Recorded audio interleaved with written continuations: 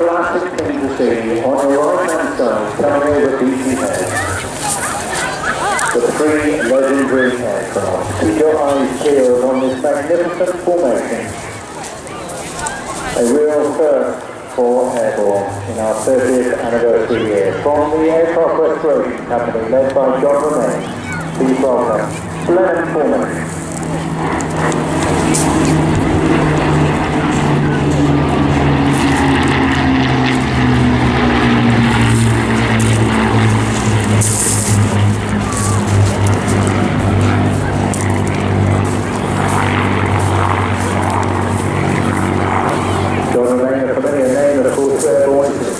This show for most of the years that it has been operating over the last 3 decades. The familiar name associated with Spitfire flying in particular, but one of his great achievements was restoring this venerable light bomber back into flying condition. And what a story that is. Flanked by a Mark 9 and a Mark 11 Spitfire in the hands of John Gowdy and Mike Cole. All three pilots absolutely versed in the victory war that it was, and enjoying it. Let us savour it.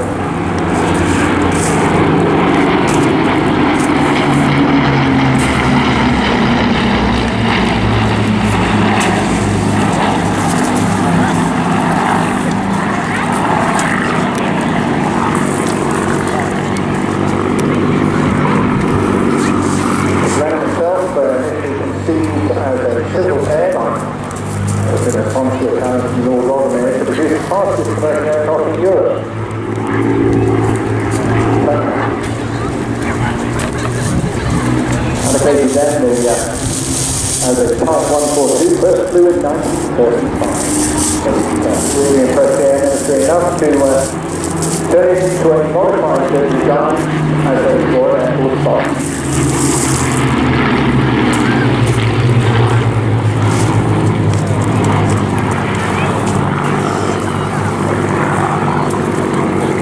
Delivery of these to the Irish Squadron commenced in March 1937. Initially referenced with the name Bolingbroke, but retrospectively changed by the Air Ministry at the time to the Blenheim. Then the Mark 1s and Mark 4s were adapted as fighters traditionally by the addition of a gun pack with 4 rounds of machine guns to the bomber.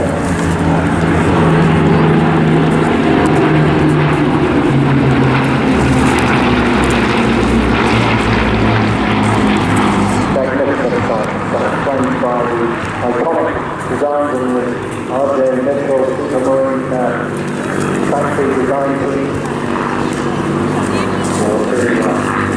Another part or two before we break into individual bearings.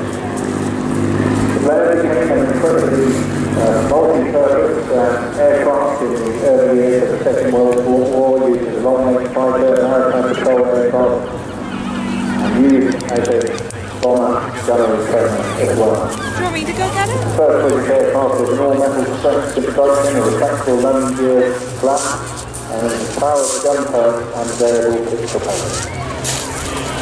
Amazingly enough, the Mark 1 was faster than most fighters in the late 1930s.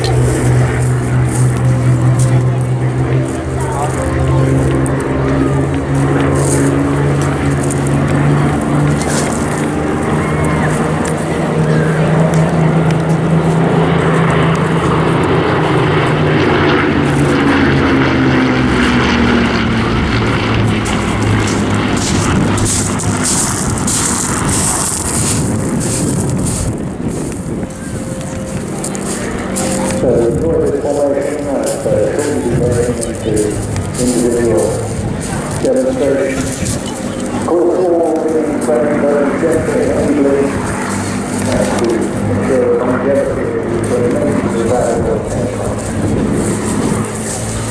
Making 4,400 blended were made in 11 types, which of course over the late 30s and early 40s.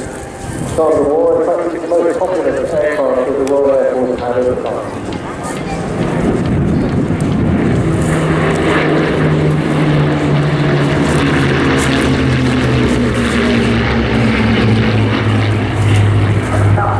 And there, John calls the break. The Blenheim marvellous speech flying hours leading the fighters. Just to hold off for a few seconds as we get an opportunity to appreciate the Blenheim solo in our display area.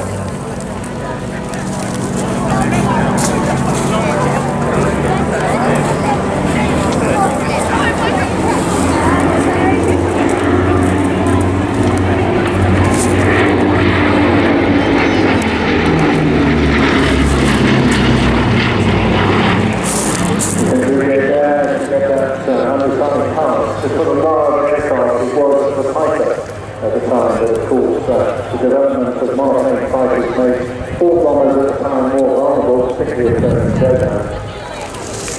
Although the Blenheim went on to prove success as a night fighter.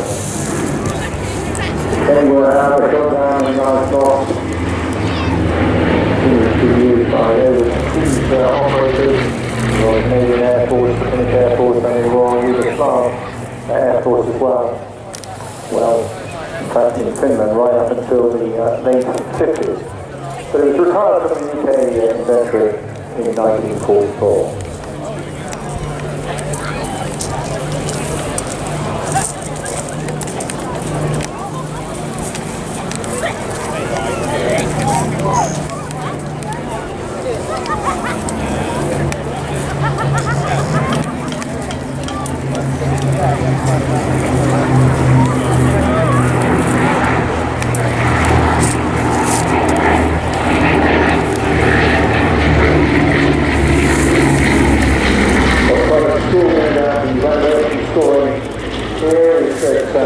The front of this aircraft, the cockpit and nose area, had actually been detached many decades ago, and was used as an electric car.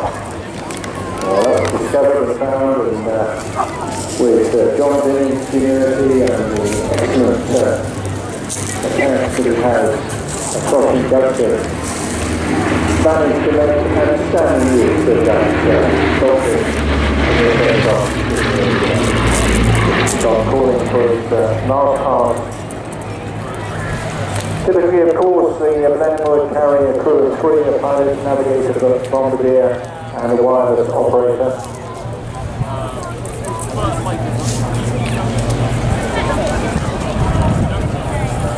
A little bit cramped on the up in the front pilot area with the control gears during many of the instruments, and making it tricky on that. So last pass now from John remains in the venerable left.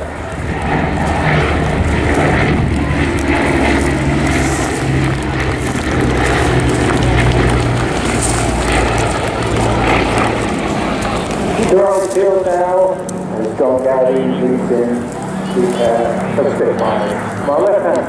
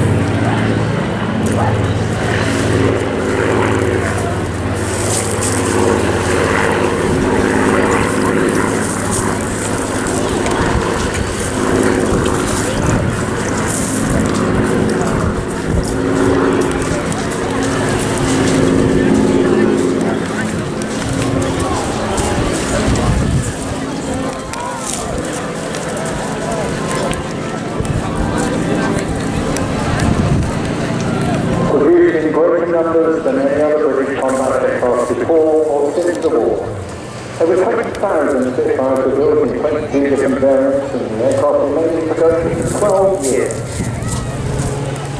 First main flight took place back in March 1936, and the Mark 1 went into service at the Royal Air Force as number 19 squadron in August 1930.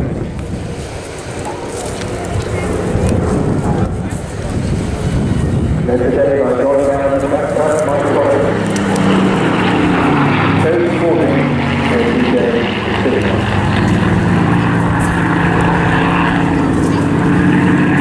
Also, unaware of that kind of course, these identifications put on many military efforts during operational to ensure that the aircraft is not going down by our air force.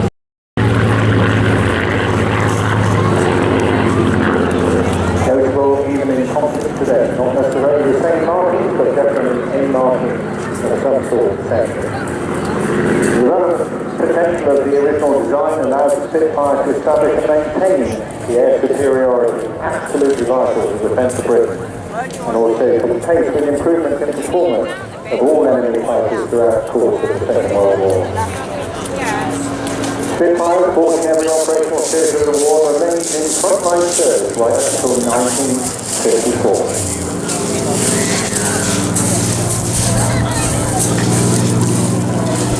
At the end of its development, the Spitfire carried an engine producing more than twice the power of the original.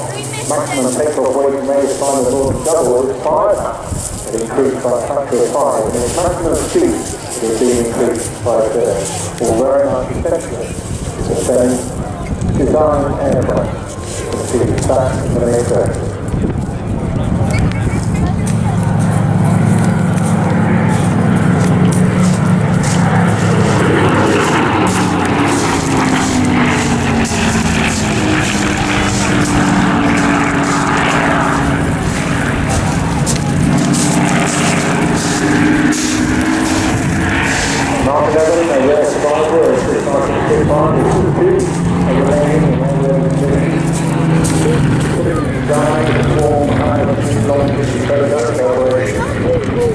Indeed, one of the most famous exploits done was to images following the stand-up of the first wave to prove the extent the damage had been produced. Armaments had been removed in basic secure tanks to allow military range. And that's the main effect for an element of tight capacity.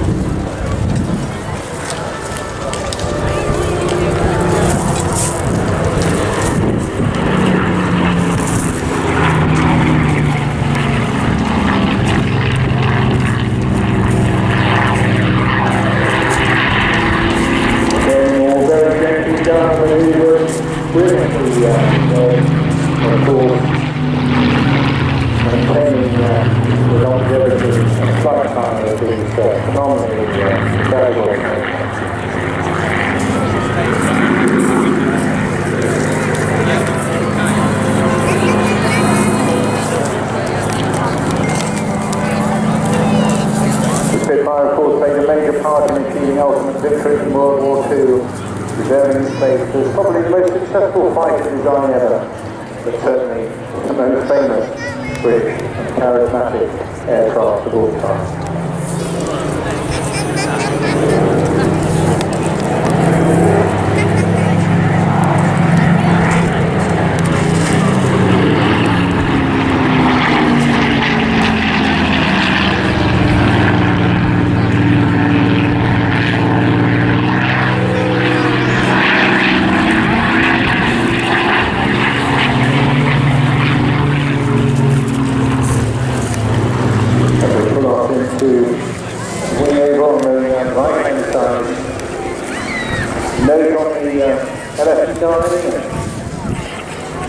Entered service in September 1944. Initially with an engine in the end of the third line where it was prepped for execution. There was a murder in northern France the following month. First in service with the 32 squadron. He was 135th wing of the second Council Air Force, at which time the conflict turned, and of course moving east through Europe.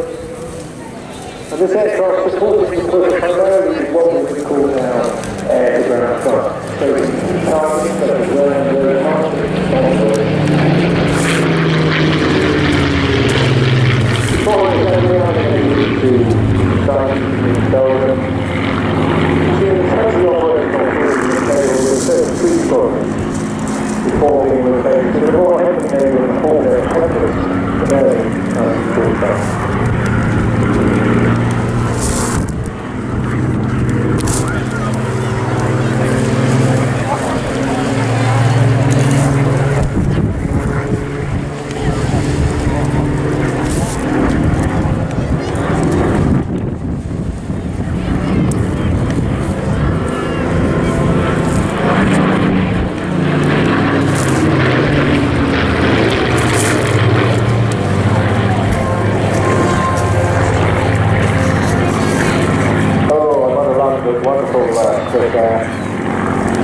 An opportunity for those pilots now to enjoy a little bit of freedom in the sky, and it can't be better than today.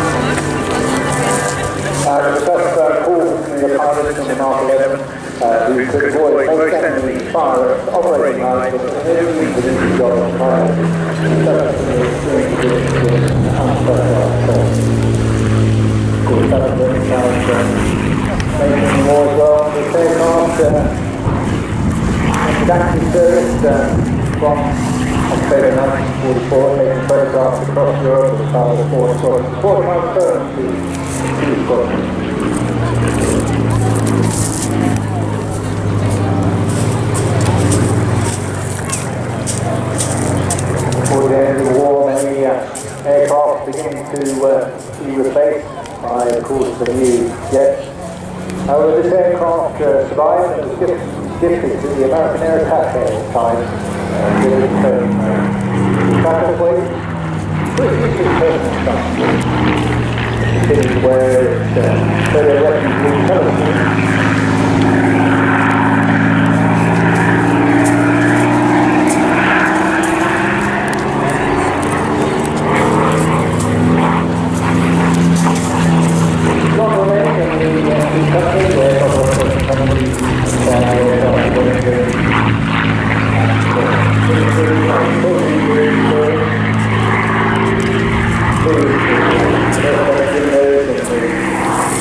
Original